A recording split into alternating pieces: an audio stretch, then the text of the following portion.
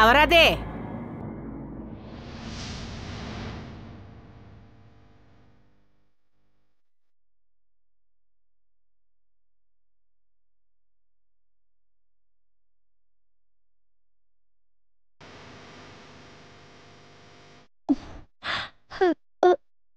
అమ్మా, నేను పూనం. నువ్వు ప్రాణాలతోనవా?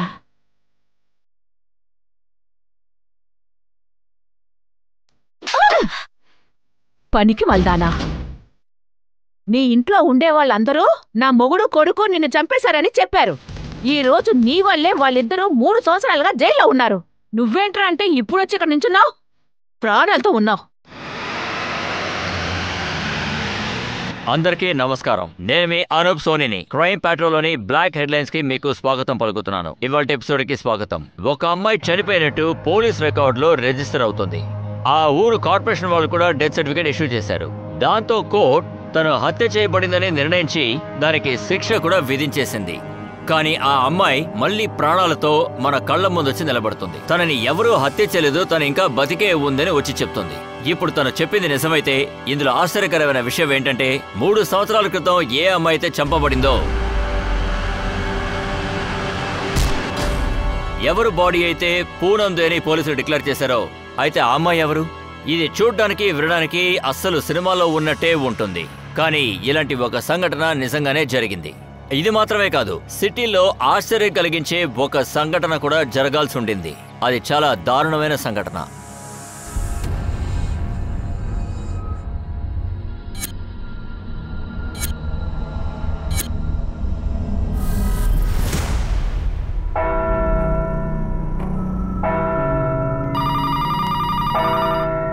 హలో, వజయ్ పోలీస్ స్టేషన్. నది ఒడ్డు దగ్గర హిందూ సమాధి ఉంది కదా, అక్కడ ఒక 3 సంవత్సరాల అమ్మాయిని హత్య చేసి తన శరీరాన్ని ఇక్కడ కాలుస్తున్నారు. ఏంటి? ఎవరిని కాలుస్తున్నారు? హలో హలో, ఎవరు మాట్లాడేది? హలో హలో సార్, హిందూ శ్మశాన వాటికి పక్కన ఎవరినో చంపి కాలుస్తున్నారంట సార్. వాట్? వేరే ఏమీ చెప్పలేదా? లేదు సార్, పేరు అడిగాను, చెప్పకుండా పెట్టేశాడు. హిందూ ధర్మంలో పెద్దవాళ్ళనే తగలబెడతారు, చిన్నపిల్లలైతే పూడ్చి పెడతారు. ఒక బిడ్డని కాలుస్తున్నారంటే అక్కడ ఖచ్చితంగా సమస్య ఉంటుంది. సరే, నేను చూసుకుంటాను. బండిని శ్మశానానికి పంపించు. నువ్వు వాడిన నాటకాలన్నీ బయట పెట్టు, లేకపోతే నేను ఊరికే వదిలిపెట్టను. జాగ్రత్త, పదా. అయ్యా అయ్యా అయ్యా, ఇటు చూడండి, తను పూనం ప్రాణాలతో ఉంది. బతికే ఉందంటే?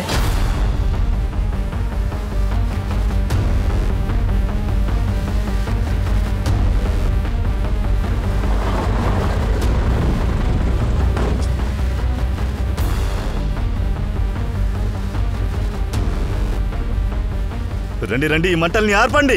బాడీని రికవరీ చేసి పోస్ట్ మార్టంకు పంపించాలి.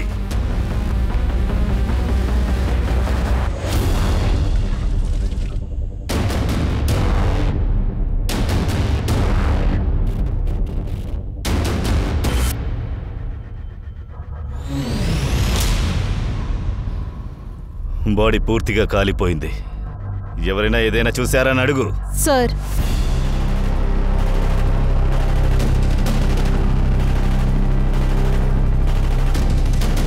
సార్, శ్మశానంలో ఉన్న వాళ్ళకి బిడ్డ గురించి ఏమీ తెలియలేదు. ఇన్ఫాక్ట్ ఈ శ్మశానంలోకి ఎవరూ రాలేదని చెప్తున్నారు. అలా అయితే ఫోన్ చేసినాడు సరిగ్గానే చెప్పాడు. ఎవరో ఈ బిడ్డని హత్య చేసి కాల్చడానికి ప్రయత్నించారు. ఫోన్ ఎక్కడి నుంచి వచ్చింది, ఎవరు చేశారో కనిపెట్టు. ఒకవేళ బిడ్డ హంతకుడు వాళ్ళకు తెలిసుండొచ్చు. సార్ సార్, నేను చెప్పేది మీకు అసలు అర్థం కావట్లేదు. తనని మీరు జాగ్రత్తగా చూడండి. తను పూనం ప్రాణాలతో ఉంది. 3 సంవత్సరాల క్రితం చనిపోయిన అమ్మాయి వేరే అమ్మాయి ఎవరు అయి ఉంటుంది. వేరే ఎవరంటారు? అదంతా మాకెలా తెలుస్తుందండి? అది ఖచ్చితంగా మీ పాఠక్ సార్కే తెలిసి ఉండాలి. లేదండి, పాఠక్ గారు ఇక్కడి నుంచి ట్రాన్స్ఫర్ అయి వెళ్ళిపోయారు. ట్రాన్స్ఫర్ అయిపోతే అంత మారిపోద్దా? మీరు పెద్దయ్య గారికి లెటర్ రాయండి. ఆయనకి చెప్పండి నా భర్తని నా కొడుకుని వదిలేయమని. తను ప్రాణాలతోనే ఉంది కదా. లేదమ్మా, అలా జరిగే అవకాశమే లేదు. అలా కుదరదంటే మరి ఇంకెలా కుదురుతుంది? ఇలా చూడండి, ఈ రోజు నాకు గాని న్యాయం జరగకపోతే నా ప్రాణాలు ఎక్కడే వదిలేస్తాను. ఏంటమ్మా? నోరు మూసుకో. అంతా నీ వల్ల ఇదంతా జరిగింది. కూర్చోండి. ఇలా చూడండి, 3 సంవత్సరాల క్రితం ఏం జరిగిందో నాకు చెప్పండి. అయ్యగారు, 3 సంవత్సరాల క్రితం ఊళ్ళో జరిగిన ఉత్సవానికి అమ్మగారింటికి వెళ్ళింది. ఒకరోజు రాత్రి వీళ్ళ నాన్న మాకు కాల్ చేశారు. ఇలా చూడన్నా, పూనం వాళ్ళ నాన్న ఫోన్ చేస్తున్నాడు. నమస్తే నాన్న, ఎలా ఉన్నారు? మేం బానే ఉన్నామయ్యా. అవును, పూనం వచ్చేసిందా? పూనమ్మా తను ఇక్కడికి వస్తానని చెప్పిందా? అవునయ్యా, నువ్వు తనని ఒంటరిగా రమ్మన్నావు కదా. నేనలా ఏం చెప్పలేదే నాన్న. నువ్వు ఏమంటున్నావయ్యా? సుమారు 4 గంటలకి ఇక్కడి నుంచి బయలుదేరింది కదా. కానీ ఇంకా తను ఇక్కడికి రాలేదు నాన్న. ఉండండి, నేను తనకు కాల్ చేస్తాను. నేను పూనంకి ట్రై చేశాను, తను కాల్ ఎత్తట్లేదనే నీకు ఫోన్ చేశాను.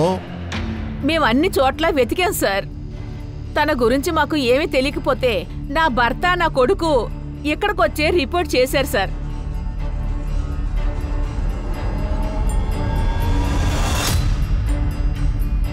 ఇదే పూనం బాడీ అని చెప్పి పేటెక్ సార్ ఏదో బాడీని తీసుకొచ్చారు. వీళ్ళ నాన్న కూడా పూనం అనుకొని దానం చేసేశారు. ఆ తర్వాత నా కొడుకు మీద, నా మొగుడు మీద వరకట్నం వేధింపులని కేసు వేసేశారు. అరే సార్, మేము అసలు ఏం చేయలేదు సార్. మేమే మా కోడల్ని చంపుంటే తను కనిపించట్లేదని మేమెందుకు సార్ రిపోర్ట్ ఇస్తాం చెప్పండి. నేను చెప్పేది కాస్త వినండి సార్. దయచేసి మేము చెప్పేది కాస్త వినండి సార్. మిమ్మల్ని తీసుకెళ్లిపోతున్నారు, దయచేసి వదిలేయండి. వాళ్ళు ఏ తప్పు చేయలేదు. మీ ఆయన్ని, మీ అబ్బాయిని కాపాడడానికి మీరు ఎలాంటి డ్రామాలు వేయట్లేదుగా. ఒకవేళ తనే పూనం అయితే ఎన్ని రోజులు తనేమైపోయింది? నువ్వు ఎక్కడున్నావు? ఏమైంది? ఎందుకనే మాట్లాడలేదు? ఏంటే చూస్తున్నావు? చెప్పవే. అదేంటి సార్, నేను చాలా కష్టాల్లో ఉన్నాను. చెప్పాలంటే ఇప్పుడు మీరే ఇరుక్కోబోతున్నారు. అందుకే చెప్తున్నాను, అబద్ధాలు ఆడకండి. నువ్వే పూనం అన్నదానికి సాక్ష్యం చూపించు. నీ దగ్గర ఐడియా ఉందా? ఐడియా? సార్, నా దగ్గర ఐడియా ఏం లేదు సార్. ఐడియాకి ఏం అవసరం ఉంది సార్? నేను చెప్తున్నాను కదా, నేనే పూనం. మీ ముందున్నాను నేనే.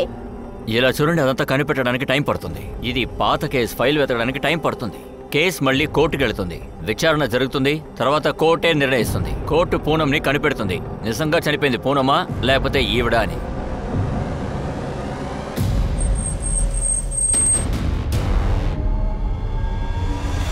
నువ్వు మా ఇంట్లో కాలిటిన దగ్గర నుంచి మా ఇల్లు నాశనం అయిపోయింది. అంతకంటే నువ్వు నిజంగానే చచ్చిపోయి ఉంటే ఎంతో బాగుండేది. నీ వల్ల నా మొగుడు, కొడుకు జైల్లో మగ్గుపోతున్నారు. సార్, అక్కడిద్దరు వాగుతూ వెళుతున్నారు కదా, ఎవరు వాళ్ళు? సార్, చాలా వ్యత్యాసమైన కేసు. 3 సంవత్సరాల క్రితం ఒక అమ్మాయి చంపబడింది. ఆ నేరం కింద మొగుడు, మామగారు జైల్లో ఉన్నారు. ఇప్పుడు 3 సంవత్సరాల తర్వాత అదే అమ్మాయి నన్ను చంపలేదని చెప్తోంది. అయితే 3 సంవత్సరాల క్రితం వేరే అమ్మాయే చంపబడింది సార్. వాట్? అవును సార్, ఇది పాఠక్ సార్ ఉన్నప్పుడు జరిగింది సార్.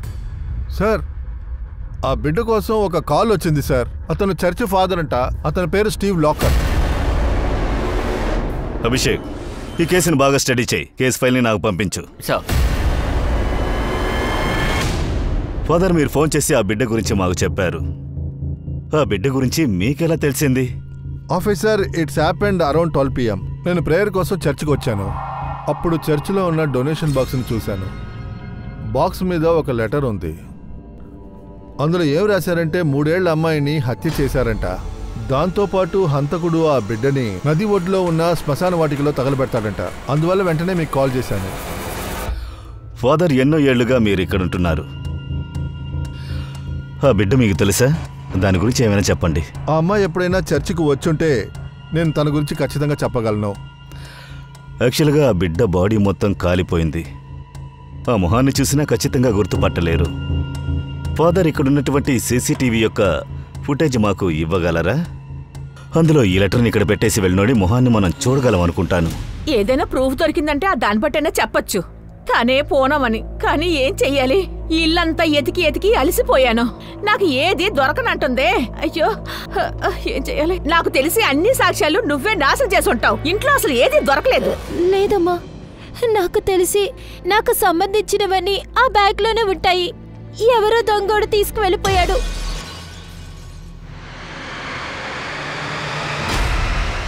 ఏ దొంగ? ఎవరా దొంగ? నాకు తెలీదమ్మా. మరైతే 3 సంవత్సరాలుగా ఎక్కడున్నావు? ఇప్పుడు ఎందుకు ఇంతగా ఆలోచిస్తున్నావు? నోరు తెరిచి చెప్పు. అమ్మా, నేనే చాలా కష్టాల్లో ఉన్నాను. అవన్నీ మీతో చెప్పలేను. ఎందుకు చెప్పలేవే? మీ నాన్నే మా అబ్బాయితో చెప్పాడు. నువ్వు ఇల్లు వదిలి వచ్చేసావంట కదా. మరి సడన్ గా ఎక్కడికెళ్ళావు? మరి మీ నాన్న అబద్ధం చెప్పాడా? లేదమ్మా, పాపం అతని తప్పుగా అర్థం చేసుకున్నాడు. నేను ఒక పని చేస్తాను. ఇప్పుడు నేను ఇంటికి వెళ్తాను. ఆయన తప్పుడు ఆలోచనల్ని నేను పోగొడతాను. ప్రాణాలతో ఉన్నానని తెలిస్తే సంతోషపడతారుగా. ఇంకా ఇంటికి వెళ్తే నా ఐడి కూడా ఉంటుందిగా. సార్ శ్వాస తీసుకోవడం కష్టం వల్ల చనిపోయిందని పిఎం రిపోర్ట్ చెప్తుంది. వయసు 3 నుంచి 4 ఏళ్ళు ఉంటుంది. సార్ చర్చిలో దొరికిన లెటర్లోని వయసు 3 ఏళ్ళని రాసింది.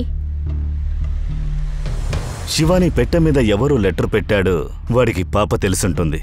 హంతకుడు తెలిసుండాలి. అది సరే సార్, 3 ఏళ్ల బిడ్డని ఎందుకు చంపుంటారు? ఏదైనా ఆస్తి గొడవలుండొచ్చు, డబ్బు దొరకలేదని పాపని హత్య చేస్తుండొచ్చు. లేక గర్ల్ చైల్డ్ మ్యాటర్ అయి ఉంటుంది, అమ్మా నాన్న సమస్య. ఇలాంటి కేసుల్లో బిడ్డ పుట్టిన వెంటనే చంపేస్తారు. కానీ ఆ బిడ్డకి 3 వయసు అవుతోంది. శివాని ఓ పంచేయి, చుట్టుపక్కలున్న గ్రామాల్లో బిడ్డ మిస్సింగ్ కేసు ఏదైనా ఫైల్ అయ్యుందా అని చూడు. సార్ చర్చ్ సీసీటీవీ ఫుటేజ్ ఏమైంది? సార్ ఫాదర్ మొత్తం ఫుటేజ్ ని మన చేతికిచ్చారు. మన టీం చూస్తున్నారు. తలుపులు తెరవండి, తొందరగా తెరవండి. తలుపునిలాగా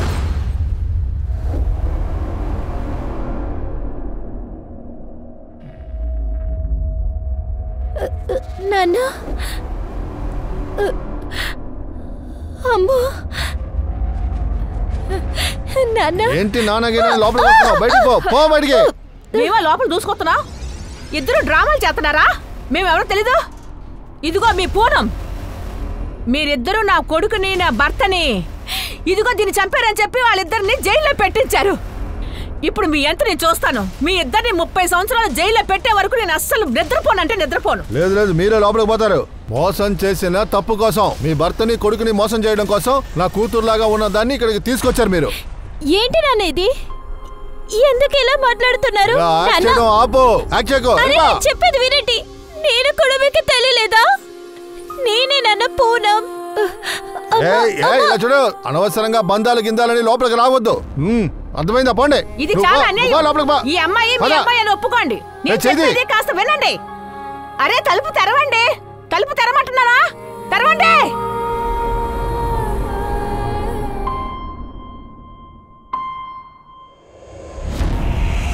చిన్నమ్మ, నీకు తెలియలేదా? ఎందుకు అందరు ఇలా చేస్తున్నారు? బాబాయ్, మీరు చిన్నప్పటి నుంచి నన్ను పెంచారు, మీకు నేను తెలియలేదు. అందరి దగ్గర బతిమాలితే ఏ ప్రయోజనం ఉండదు. మీ నాన్నలాగే ఇక్కడ ఉన్న వాళ్ళందరూ ఉన్నారు. మాకు ఐడి దొరకకపోయినా పర్వాలేదు. మీ మామగారి ఇంటి వైపు అందరికీ నువ్వు తెలుసు.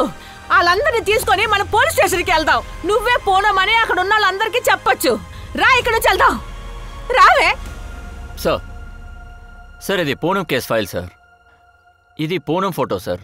ఏ అమ్మాయి అయితే ఇవాళ పోలీస్ స్టేషన్కి వచ్చిందో ఈ ఫోటో ఆ అమ్మాయితో మ్యాచ్ అవుతుంది సార్. సరే, స్టేషన్కి వచ్చిన ఆవిడే పూనం అయితే మరి ఇన్స్పెక్టర్ పాండేకి ఒక అమ్మాయి దొరికిందే, ఆ అమ్మాయి ఎవరు? మనం కనిపెట్టాల్సిందే ఇదే సార్. 3 సంవత్సరాల క్రితం మనకి ఏ అమ్మాయి బాడీ దొరికిందో అప్పుడు తన మొహం పూర్తిగా పాడైపోయింది. పూనం వాళ్ళ పేరెంట్స్ బట్టలు చూసే గుర్తుపట్టారు. అభిషేక్, నువ్వు ఇన్స్పెక్టర్ పాండేతో డిస్కస్ చేయి. దీన్ని మనం తర్వాత చూద్దాం. సార్ పక్కన స్టేషన్ నుంచి ఎఫ్ఐఆర్ వచ్చింది. ఇందులో 3 ఏళ్ల బిడ్డ కనిపించట్లేదంట. వాళ్ళమ్మ గీత రిపోర్ట్ చేశారు. ఆ రోజు బాడీ దొరికింది కదా, అప్పుడే కంప్లైంట్ రిజిస్టర్ అయ్యింది. గీతాని తీసుకురా, వెళ్ళు. Sir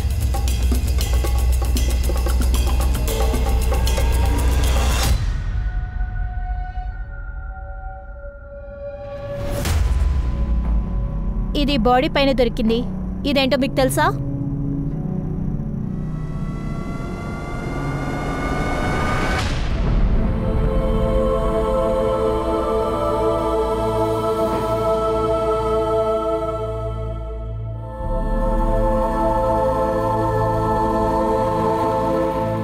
Sweety, sweetie, sweetie. Madam, madam, madam, ఇలా చూడండి, మీరందరూ నాతో కలిసి పోలీస్ స్టేషన్కి రావాలి. పోలీసులతో చెప్పాలి తనే పూనమని, తను చనిపోలేదు, బతికే ఉంది. అలా చెప్తే నా మొగుడు నా కొడుకు జైలు నుంచి విడుదలవుతారు. సరే అమ్మా, చూడడానికి పూనం లాగే ఉంది. పూనమా లేకపోతే వేరే అమ్మాయా? లేదు తనేనండి పూనం. పూనం చచ్చిపోలేదు, ప్రాణాలతోనే ఉంది. ఎవరికి తెలుసాక నువ్వు దీన్ని పూనం అని ఇంకెవరినో తీసుకొచ్చావో ఏమో. లేదు లేదు అలా ఏం లేదు. బాగా సరే, చూడండి, రండి, తనే మేడం. పూనం. మనమెందుకు వేరే సమస్యలు వెళ్ళిపోకండి. అంతేగా, వినండి, పద. తనే పూనం. ఇలా చూడండి, ఆగండి.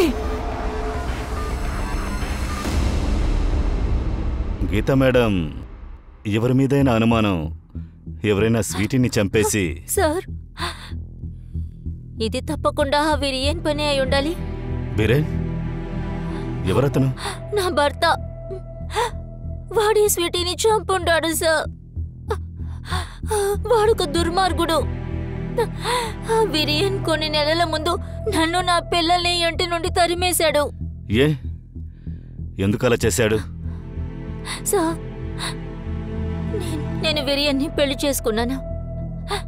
నేను అనుకున్నాను నాకు వాడి ప్రేమ, సంతోషం అంతా నాకు దక్కుతుందని. కానీ నాకేం దక్కలేదు. అంతెందుకు, వాడి తమ్ముడు కూడా నన్ను వదలలేదు. సార్, వాడు కక్ష తీర్చుకోవటం కోసం నా భర్తతోనూ నా అత్తయ్యతోనూ చెప్పేశాడు. అనయ్య, నీతో చెప్పడానికి సిగ్గుచెట్టుగా ఉంది. తను నాతో ఏమంటుందంటే అది మీకు వయసు అయిపోయిందంట, అందువల్ల మీరు అసలు ఏమీ చేయలేకపోతున్నారంట. కాదు, వీడు అబద్ధం చెప్తున్నాడు. వీడే ముందు నన్ను కౌగులించుకోవటానికి చూశాడు విరియన్. అత్తయ్య, అది కోసి పిచ్చిదానా, నీకు ఇంకొకటి శరీరం కావాలా? కోసి కారం పెడతాను, జాగ్రత్త. నా మాట వినేందుకు అక్కడ ఎవరు సిద్ధంగా లేరు. నేను ఎప్పుడు ఎదిరించడం మొదలు పెట్టానో అప్పుడు విరియన్ నన్ను, నా కూతుర్ని. ఏయ్ పోవే, పరే మగడితో పడుకోవాలని నీకు అంత ఆశగా ఉందిగా. ఇప్పుడు ఎడుతున్నాడు, పడుకో పో. నేను ఎక్కడికి వెళ్తానండి? ఆ పిల్లలు మొహాలి నీళ్ళని చూసుకోమంటావేంటే? ఈ అసలు నాకు పుట్టిన నాకే అనుమానంగా ఉంది. పిచ్చిదానా, ముందు పో ఇక్కడి నుంచి. ఏమని చేసుకో, జరగ. అలా చెయ్యొద్దు. ఏమండి, మీ ఇద్దరి మధ్య ఇన్ని విషయాలు జరిగాయి, మీరు పోలీసులో కంప్లైంట్ ఏమీ ఇవ్వలేదా? సార్, నేను ఒంటరిగా ఎలా పోరాడాలి? ముందు పిల్లల్ని నేను కాపాడాలి. శృతి ఎలా కనిపించకుండా పోయింది? ఆ రోజు వంటగదిలో నేను వంట చేస్తూ ఉన్నాను. పైగా బాబు స్కూల్కి వెళ్ళాడు. పాప వాకిట్లోనే ఆడుకుంటూ ఉంది. నేను కాస్త పట్టించుకోలేదు అంతే. Sweety, sweetie, Sweety.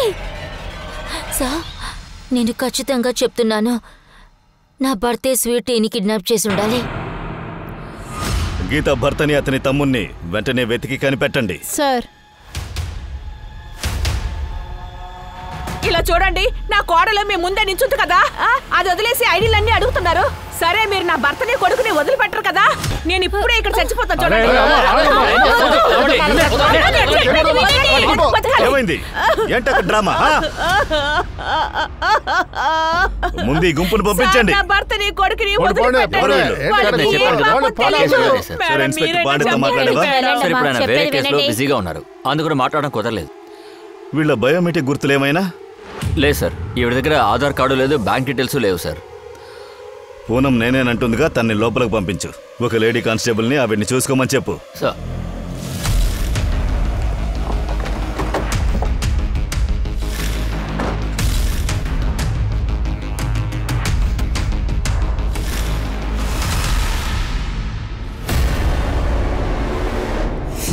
ఏంటి, నా మనవరాలు స్వీటీని చంపేశారా? ఏం తెలియనట్టు బాగా నటిస్తున్నారు. ఖచ్చితంగా ఈ పని మీరే చేసుంటారు. లేదు మ్యామ్, నేను అసలు ఏం చేయలేదు ఏ, మ్యామ్. మీ వదినతోనే తప్పుగా ప్రవర్తించావు. నిన్ను మీ అన్నిని మీరు చూసుకుంటావు. వీరేన్ ఎక్కడా? బయట ఊరికి వెళ్ళాడు పని విషయంగా. ఫోన్ ఎందుకు స్విచ్ ఆఫ్ చేశాడు? బహుశా బ్యాటరీ అయిపోయి ఉంటుంది. నీ బ్యాటరీని మేం చార్జ్ చేస్తాం. లేదు మేడం, మేడం, మేమేం ఏం తప్పు చేయలేదు. చేయలేదు. మేడం, అరే, మీరు నేను ఎందుకు చెప్పేది ఇలా వినండి. చేస్తున్నారు?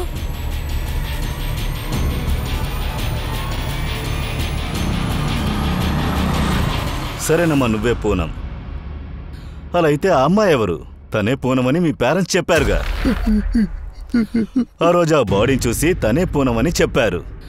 మరి పూనం నువ్వైతే ఆ డెడ్ బాడీ ఎవరు? సార్, ఆ బాడీ గురించి నాకేం తెలీదు. మా అమ్మ నాన్న నాతో ఎందుకు ఇలా ప్రవర్తిస్తున్నారో తెలియదు సార్. వాళ్ళ కూతురుగా నన్ను ఒప్పుకోవట్లేదు. మళ్ళీ చెప్తున్నాను, నేనే ఆ పూనం. నేను చనిపోలేదు, ప్రాణాలతో ఉన్నాను. నువ్వింకా ఒక విషయం చెప్పలేదు. ఈ 3 ఏళ్లు నువ్వు ఎక్కడున్నావు? నీ కేసుని నేను బాగా స్టడీ చేశాను. మీ అమ్మా నాన్న స్టేట్మెంట్ ప్రకారం వాళ్ళ కూతురు 3 ఏళ్ల క్రితం వాళ్ళ అత్తగారింటికి వెళ్ళింది. అప్పుడే వాళ్ళు చివరిగా పూనంని చూశారు. వాళ్ళు సరిగ్గానే చెప్పారు. ఆ రోజు మా ఇంటి నుంచి మా అత్తయ్య ఇంటికి వెళ్ళాను. ఏమా అల్లుడు గారు ఇక్కడ నేను తీసుకెళ్ళడానికి వచ్చుండాలి. పెళ్ళైన కొత్తలోనే నేను ఇలాగా ఒంటరిగా పంపించొచ్చా? నాన్న తన పని చూసుకుంటారా, నన్ను చూసుకుంటారా? 3 గంటల్లో నేను వెళ్ళిపోతాను. ఒంటరిగా వెళ్తాను. ఏవండి, మీరు వెళ్ళి డ్రాప్ చేసి రండి. అరే అందులో ఉంది, నేనే వెళ్ళొస్తాను. అయ్యో నాన్న, ఎందుకంత టెన్షన్ పడుతున్నారు? నేను వెళ్తాను నాన్న. నేను అత్తయ్య వాళ్ళ ఇంటికి వెళ్ళడానికి బస్ స్టాప్లో వెయిట్ చేస్తున్నాను. బస్ కోసం వెయిట్ చేస్తున్నప్పుడు ఒకడు నా బ్యాగ్ని దొంగలించి పరిగెత్తాడు. నేను వాడు వెనకాలే వెళ్ళాను. వాడు పట్టుకుందామని చాలా ప్రయత్నించాను, కానీ పట్టుకోలేదు. అప్పుడు నేను చాలా భయపడ్డాను, ఏడ్చాను. అప్పుడు కారులోంచి ఒక అమ్మాయి వచ్చింది. తను ఖచ్చితంగా నాకు హెల్ప్ చేస్తానని చెప్పింది. దొంగని పట్టుకుంటానంది. నాకు నీళ్లు కూడా ఇచ్చింది. అది మాత్రమే కాదు, నేను మీ ఊరి వైపే వెళ్తున్నాను, నిన్ను మీ ఊర్లో డ్రాప్ చేస్తానంది. తన మాటలు నమ్మాను సార్. కారు ఎక్కి కూర్చున్నాను. కొంచెంసేపు తర్వాత కళ్ళు తిరిగి పడిపోయా. ఇప్పుడు నేను కళ్ళు తెరిచి చూశాను. 3 ఏళ్ల క్రితం పూనం హస్బెండ్ మిస్సింగ్ కంప్లైంట్ ని ఇచ్చాడు. కానీ ఆ కంప్లైంట్ లో ప్రెగ్నెన్సీ గురించి అతను చెప్పనేలేదు. కానీ ఇప్పుడేమో నువ్వే పూనమని నువ్వు చెప్తున్నావు. ప్రెగ్నెంట్ గా ఉన్నావన్నావు. అవును సార్, ఆయన చెప్పుంటారు. ఎందుకంటే ఈ విషయం నేను ఆయనతో చెప్పలేదు. నువ్వు ప్రెగ్నెంట్ గా ఉంటే ఇప్పుడు నీ బిడ్డెక్కడ? వాళ్ళు నిన్ను పెట్టి ఎలా వ్యాపారం చేశారు? సార్, నేను ప్రెగ్నెంట్గా ఉన్నప్పుడు నాతో ముందు వాళ్ళు వ్యాపారం చేయలేకపోయారు. కానీ తర్వాత తెలిసింది నేను చనిపోయిన బిడ్డకి జన్మనిచ్చానని. దాని తర్వాత వాళ్ళు నన్ను పెట్టుకుని బాగా వ్యాపారం చేశారు సార్.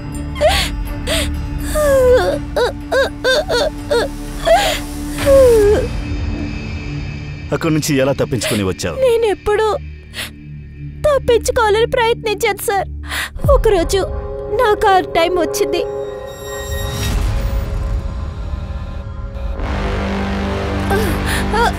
అన్నయ్య, అన్నయ్య,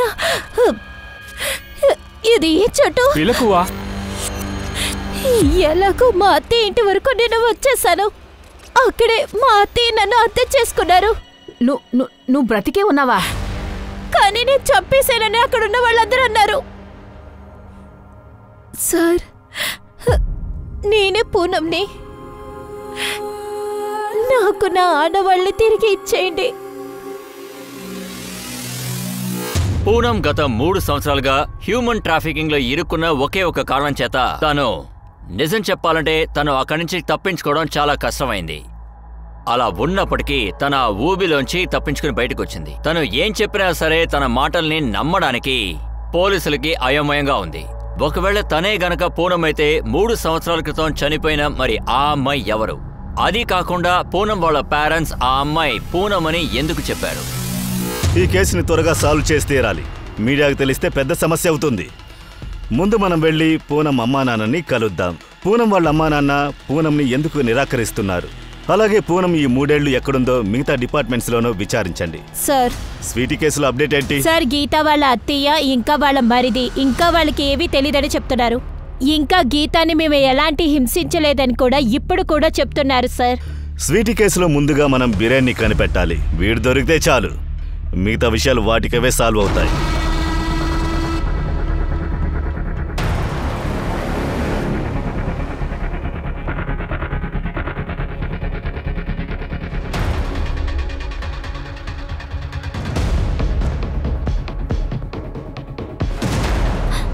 నాకు అర్థమవుతుంది బాబు.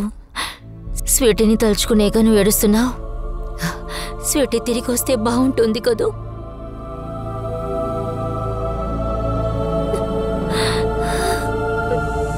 సార్, ఒక అమ్మ నాన్న వాళ్ళ పిల్లల్ని తెలుసుకోవడంలో కష్టం లేదు. మేమేది తప్పుగా అర్థం చేసుకోలేదనే చెప్తున్నాము. సార్, మేము ఏ బాడీని అయితే చూసామో అది ఖచ్చితంగా మా అమ్మాయి పూనమే. ఎందుకంటే పూనం కట్టుకున్న ఆ చీర మేము కొనిచ్చిన చీర. సరే, తనే పూనం అంటుంది, మరి ఆ అమ్మాయి ఎవరు? ఈ అమ్మాయి చూడ్డానికి అలాగే ఉంది. పూనం మామయ్య గారిని భర్తని కాపాడడానికే ఈ విధంగా చేస్తున్నారు. ఒకవేళ మీరు దొంగతనం చేస్తున్నారా? ఆ అమ్మాయి బాడీలో అమ్మే చోట తను అమ్మబడిందని చెప్తోంది. ఒకవేళ ఇదంతా మీరే, ఒకవేళ ఆ అమ్మాయి నా కూతురైతే నేను ఇలా చేస్తానా? మమ్మల్ని చూస్తే మీకు ఆ విధంగా అనిపిస్తుందా సార్? మీరు కూడా ఇదే చెప్పబోతున్నారా? తను మీ కూతురు పూనం కాదా? లేదు. అది సరే గాని పెళ్ళయ్యాక పూనం ప్రెగ్నెంట్ అయిందా? అలాంటిదేమీ జరగలేదు. లేదు మేడం, ఆ చోటు ఇక్కడ ఉన్నట్టు అసలే తెలియట్లేదు. నేనున్న చోటు వేరేలాగే ఉంది. ఆ చోట్లో మీరు చూసారంటే నీకు తెలుసా తెలీదా? ఉదయం నుంచి 50 చోట్లు చూపించా. నీకు తెలుసా లేక ఊరికే తిప్పుతున్నావా? మేడం నేనెందుకు మేడం అలా చేస్తాను? నాకేం తెలియట్లేదు మేడం, నేను నిజమే చెప్తున్నాను. నేను మీ దగ్గర ఏమీ దాయలేదు. సార్ చర్చ్ సీసీటీవీ ఫుటేజ్లో అసలు ఏమీ దొరకలేదు. అందుకని నేను విజిటర్ ఫుటేజ్ని అడిగాను. అందులో ఒక పేరు దొరికింది, మోహిత్ డిసోసా. వీడు డైలీ చర్చ్కి వస్తాడట. కానీ ఏ రోజైతే ఆ అమ్మాయి బాడీ దొరికిందో ఆ తర్వాత నుంచి వాడు చర్చ్కి రాలేదు. ఎవరి మోహిత్ డిసోసా? సార్ వీడు ప్రచారాలు పనిచేస్తూ ఉంటాడు. నేను వీడి మొబైల్ ట్రాంగులేషన్ మొత్తం చెక్ చేశాను. వాళ్ళ చర్చ్ ఏరియాలోనే అంతా యాక్టివేట్గా ఉంది. కానీ ఇప్పుడు స్విచ్ ఆఫ్ వస్తుంది. నేను ఇంట్లో కూడా అడిగాను, వీడు 2 రోజుల నుంచి ఇంటికే రాలేదట. ఎప్పుడైనా ఓసారి ఇంటికి వస్తాడా? అభిషేక్, అతనింటిని మానిటర్ చేయడానికి ఒక కానిస్టేబుల్ని వేసి ఉంచండి. సార్ ఆ గీత కేసులో బిరేన్ ఏమయ్యాడు? సార్ వాడి గురించి అసలు ఏమీ తెలియలేదు. మేము ప్రయత్నిస్తున్నాం. చెప్పు శివాని. సార్ ఈ అమ్మాయిని అన్ని చోట్లకి తీసుకువెళ్ళాం. అన్ని ఏరియాస్ని చూపించాం. కానీ ఈ అమ్మాయిని ఎక్కడ దాచిపెట్టారో ఆ చోటు ఈ అమ్మాయికి సరిగ్గా తెలియలేదు. సార్ మేము అక్కడికి ఇక్కడికి తిరుగుతున్నాం. ఈ అమ్మాయి మమ్మల్ని తిప్పుతూనే ఉంది. సార్ మళ్ళీ అదే చెప్తున్నారు. నేనెందుకు సార్ ఇలా చేస్తాను? సరే ఆ చోటే గుర్తులేదు. అక్కడున్న వాళ్ళ గురించి ఏమైనా చెప్పొచ్చు కదా? వాళ్ళు అవును సార్, అక్కడ చాలా మంది అమ్మాయిలు ఉన్నారు సార్. కానీ అందులో ఒక అమ్మాయి నాకు బాగా తెలుసు. ఎవరా అమ్మాయి? నిమ్మి. నిమ్మి? అందరూ తను నిమ్మి అనే పిలుస్తారు సార్. తన ఆ నరకాన్నే తన జీవితంగా తీసుకుంది. తెలుస్తుంది నీకు తప్పు జరుగుతుందని తెలుసు. కానీ ఇదే నీ జీవితం. ఏడిస్తే ఎలాంటి ప్రయోజనం ఉండదు. ఏదో ఒకటి 2 పూట్ల భోజనం దొరుకుతుంది. వాళ్ళు ఏం చెప్తే నువ్వు అదే విను. నిమ్మి కాకుండా ఇంకా ఎవరైనా? వేరేంటే సార్ అక్కడ ఒక లేడీ కూడా ఉంది, విమల. ఆవిడే మాతో వ్యాపారం చేయించింది. తన మొహం నీకు గుర్తుందా? అవును సార్. సరే వాళ్ళ స్కెచ్ని మనం గీద్దాం. వాళ్ళ గుర్తులు ఏమైనా తెలుసా నీకు? సార్ ఖచ్చితంగా నేను ప్రయత్నిస్తాను. అయితే ఓకే. అభిషేక్ సార్, నిమ్మిది విమలాది స్కెచ్ని రెడీ చేయండి. రండి. నువ్వు దేవుడికి చాలా దగ్గరైన వాడివా? మరెందుకు ఇంకా దేవుడి దగ్గరికి వెళ్ళలేదు? ఆ లెటర్ని పెట్టింది నువ్వే కదా? లేదని మాత్రం చెప్పొద్దు. నువ్వు లెటర్ పెట్టింది ఆ సీసీటీవీలో మేము చూసేశాం. సార్ ఎందుకు అబద్ధం చెప్తున్నారు? ఆ చర్చ్లో సీసీటీవీ కెమెరా పెట్టింది నేనే సార్. సార్ ఆ లెటర్ని నేను చర్చ్లోనే పెట్టుంటే ఆ సీసీటీవీ కెమెరాలో చిక్కుకుంటేనే కదా సార్ నేను పెట్టుండేవాడిని. అలాగే సార్ ఆ బాక్స్ పక్కన అసలు సీసీటీవీ కెమెరా లేదు సార్.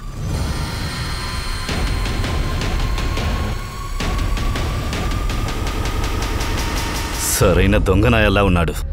వాడిని వెళ్ళనివ్వండి. వెళ్ళనిచ్చి వాడిని ఫాలో చేయండి. సార్ సార్ పూనం మా స్కెచ్ డ్రా చేసి ఇచ్చింది. ఈ స్కెచ్ల్ని సర్క్యులేట్ చేయి. ఎక్కడున్నారో ఎలా పట్టుకోవాలో చూడు. సార్ ఎక్కడో 3 సంవత్సరాలు ఎవరు కథ ఉండొచ్చింది.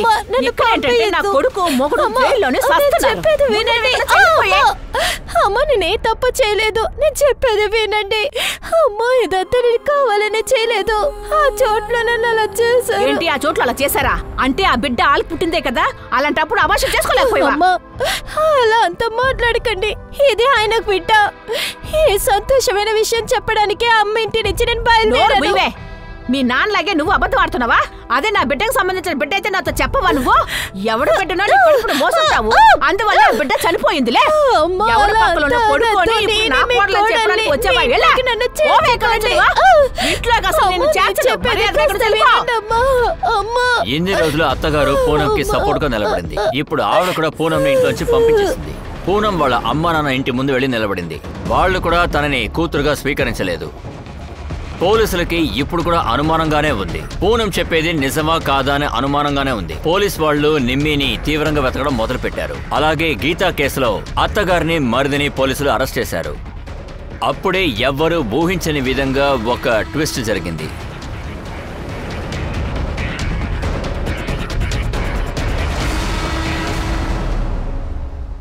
సార్, నేను నా పిల్లల్ని గీతని ఇంట్లో నుంచి ఏం తరమే లేదు.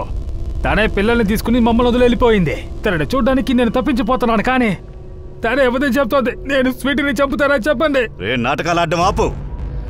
స్వీటీని హత్య చేసింది నువ్వు కాకపోతే ఫోన్ ఎందుకు ఆఫ్ చేసి పారిపోయావు? సార్, నేను పని విషయంగా వెళ్ళాను సార్. నా మీద అబద్ధపు కుట్ర వేశారని చెప్పగానే నేను భయపడిపోయాను. మీరు మా అమ్మని తమ్ముడిని స్టేషన్లో నుంచి వదలలేదని ఎప్పుడు తెలిసిందో అప్పుడే వచ్చాను సార్.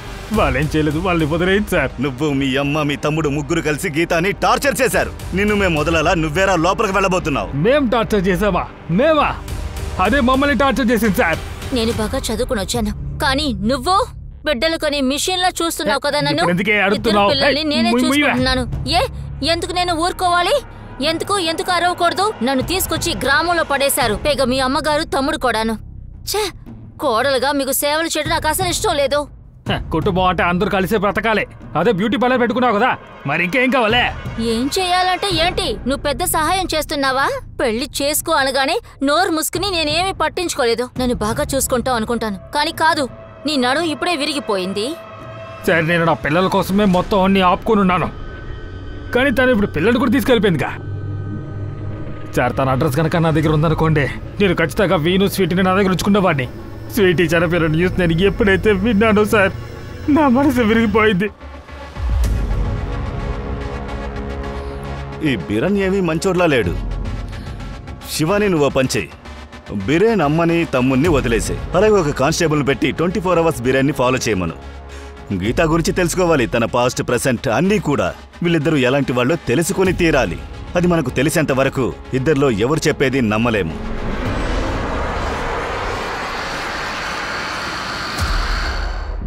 నువ్వా? ఏ నన్ను చూసి పరిగెడుతున్నావు? నేనే పూనం నన్నికి తెలుసు కదా. నేనే పూనం నమ్మని ఒప్పుకో. ఎందుకబ్బా? నేనెందుకు ఒప్పుకోవాలి?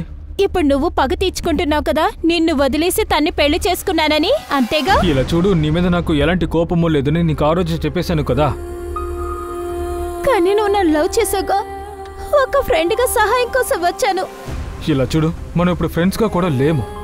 అందువల్ల దయచేసి మళ్ళీ నువ్వు నా దారిలోకి రాకు. సార్, అచ్చం ఇలాగే సికింద్రాబాద్లో ఒక అమ్మాయిని నేను చూశాను సార్. ఖచ్చితంగా తనేగా? అవును సార్, తనే.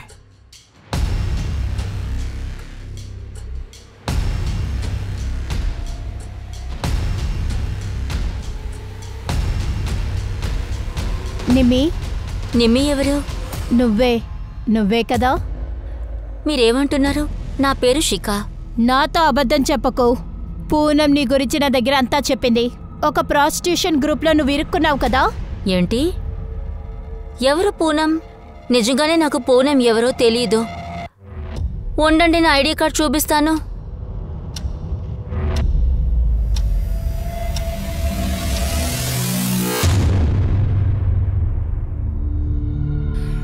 ఇంతకు మించి నీతో తిరుగుతూ ఉండలేం. నిజం చెప్పు, నిజం మాత్రం చెప్పు. నువ్వు సార్, నేను ముందు నుంచి నిజమే చెప్తున్నాను. ఇంతకు మించి నేనేం చెప్పను. గత 3 ఏళ్లుగా నువ్వు ఎక్కడున్నావన్నది ఇప్పటి వరకు చెప్పలేదు. ఒకవేళ దీని వెనకాల ఇలా చూడండి సార్, నా గురించి అంతా తెలిసింది కదా. మరి ఇంకేంటి? అన్ని చోట్లలో నేనేం చేశాను అంతా తెలిసింది కదా. దారుణం చూడండి సార్, మా అత్తయ్యకి నేననే తెలిసింది. ఆవిడ నన్ను ఇంటి నుంచి గెంటేశారు. ఇలా జరుగుతుందని నాకే తెలుసు. అందుకనే ఈ విషయాన్ని నేను ముందు నుంచి ఎవరితోని చెప్పలేదు. కానీ దయచేసి నన్ను నమ్మండి, నేను నిజమే చెప్తున్నాను. ఈ కేసు చాలా కన్ఫ్యూషన్ గా ఉంది. పూనం కదా ఎక్కడికో వెళుతోంది. తన మాటలు మనం నమ్మాలా, లేక మనల్ని తిప్పిస్తోందా? ఒకవేళ మనల్ని తిప్పిస్తే దానికి కారణమేంటో తెలియాలి కదా. అవును సార్, మనం కన్ఫ్యూజ్ చేస్తుంది. తిను చెప్పిన అమ్మాయి నిమ్మి కాదు. ఆ అమ్మాయి నిమ్మి లేదని చెప్పడమే కన్ఫ్యూషన్ గా ఉంది. ఏమంటున్నారు సార్? నేను చెప్పేదేంటంటే, పూనం ఎలా ఒక అమ్మాయి మొహాన్ని అక్యూరేట్గా చెప్పగలుగుతుంది? అప్పుడు ఖచ్చితంగా ఒక అమ్మాయిని చూస్తుండాలిగా. ఆ విమలాని కూడా వెతుకు. సార్, అలాగే గీత కేసులో బిరేన్ ఫ్యామిలీ అప్డేట్స్ ఏంటి? తనకి వ్యతిరేకంగా ఏం దొరకలేదు. ఆడుకోవటం చాలు, ఇదిగో ముందు తినాలి. నాకు ఆకలిగా లేదమ్మా. ఏంటి నువ్వు అబద్ధం చెప్తున్నావా? ఆకలేస్తుంది అని నాకు తెలుసు. ఈ మధ్య సరిగా తినడం లేదు కదా. హా, బాగా ఇష్టమైన నూడిల్స్ చేశాను. అను కమాన్, తిను. నోరు తెరు, తిను.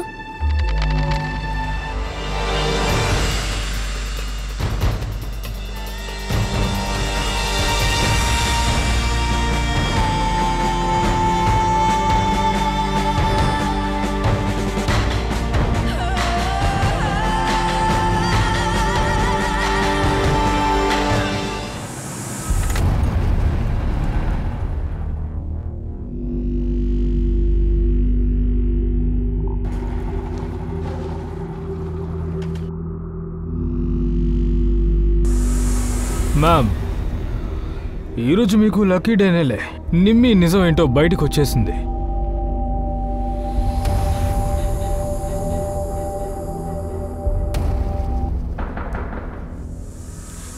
ఎవరు? Room service. Sorry, room service అని చెప్పాను. Police service. లాక్కును రెడ్డి. నన్నెవరూ ఈ పని చేయమని ఇబ్బంది పెట్టలేదు. నాకు నచ్చే ఈ పని చేస్తున్నాను. సరే, నువ్వేం పని చేస్తున్నావు?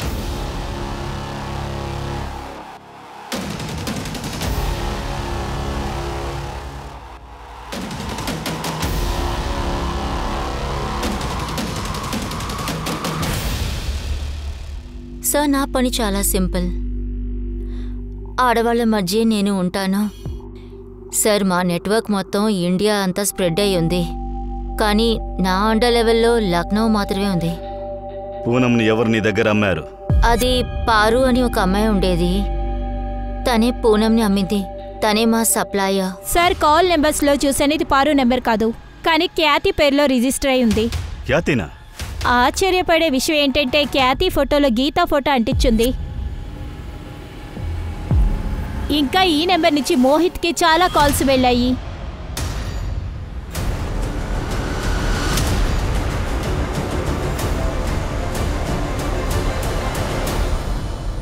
మీ అమ్మ ఎక్కడా? తను బయటకు వెళ్ళారు. సార్, నేను ఏ తప్పు పని చేయలేదు సార్. సార్, తను నా వెనకాల పిచ్చిదల్లా తిరిగింది సార్. నన్ను పెళ్లి చేసుకోవడం కోసం వాళ్ళిద్దరు పిల్లల్ని కూడా చంపడానికి సిద్ధమైపోయింది. నాకిదంతా చెప్పొద్దు. నేను నీతో జీవించాలి. నేను నిన్ను పెళ్లి చేసుకోవాలి. చూడు, మనం పెళ్లి చేసుకోలేము. ఆల్రెడీ నీకు పెళ్లి అయిపోయింది. పైగా నీకు 2 బిడ్డలుంటాను. అర్థం చేసుకో. హే, నువ్వు పిల్లల గురించి ఆలోచించొద్దు. పిల్లల టెన్షన్ నీకొద్దు. అవన్నీ నేను చూసుకుంటాను. ఎప్పుడైతే తను తన కూతురుని చంపేసిందన్న విషయం నాకు తెలిసిందో అప్పుడు నేను భయపడిపోయాను సార్. అండ్ సార్, ఆ డొనేషన్ బాక్స్ మీద లెటర్ని నేనే పెట్టాను సార్. అప్పుడే మీరు తనని పట్టుకుంటారని. గీత ఎక్కడుంది? అవునా, నేను నా కూతుర్ని చంపేశాను.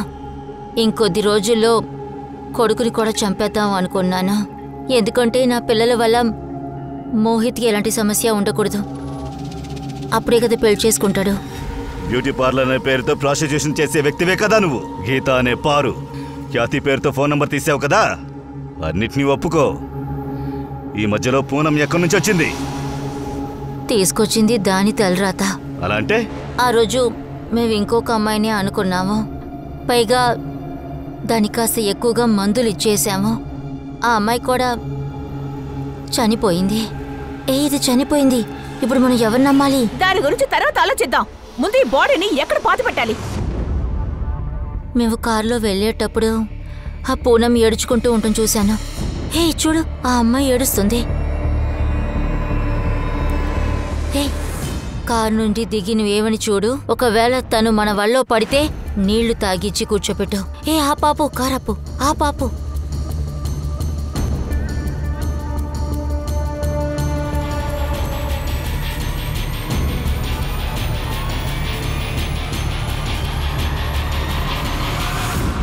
కార్ని ఎవరూ లేని చోటు దగ్గర ఆపాం. పూనంకి జరిగింది తన తలరాత అని అంటున్నావు. ఇది తన తలరాత కాదు. ఇది నువ్వు చేసిన నేరం. తన తలరాతని నువ్వు మార్చేశావు. ఇప్పుడు నువ్వు నీ తలరాతను చూడు. చచ్చేంత వరకు నువ్వు జైల్లోనే ఉండబోతున్నావు. నీ తలరాతను మార్చేది వేరే ఎవరు కాదు. నీ చేతులతో నీ తలరాతను నువ్వే రాసుకున్నావు. ఇన్ని తప్పులు నువ్వు చేసి తలరాత.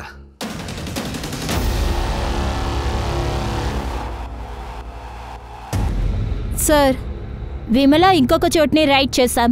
అక్కడ 2 ఏళ్ల పాప దొరికింది. బిడ్డ పూనంది, ఆరోగ్యంగా ఉంది. అంటే వాళ్ళు బిడ్డ చనిపోయి పుట్టిందని తనకు అబద్ధం చెప్పారు. బిడ్డని పూనంకి అప్పగించు.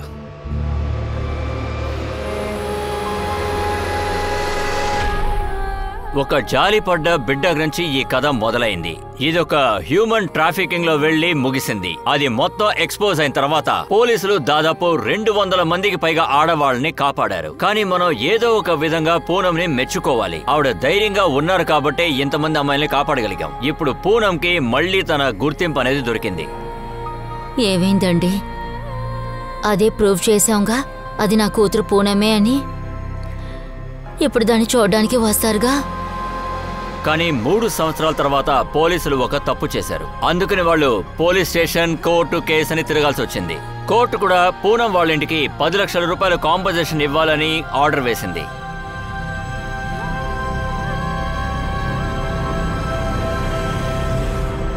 నేను మీ అనూప్ సోనిని ఇప్పుడు సెలవు తీసుకుంటున్నాను. క్రైమ్ ప్యాట్రోల్లోని బ్లాక్ ఎడిషన్లో మనం మళ్ళీ కలుద్దాం. అంటే ఒక కొత్త అధ్యయనంలో. గుర్తుంచుకోండి, క్రైమ్కి మీకు ఒక చిన్న తేడానే ఉంటుంది. సో జాగ్రత్తగా ఉండండి, సురక్షితంగా ఉండండి. జై హింద్.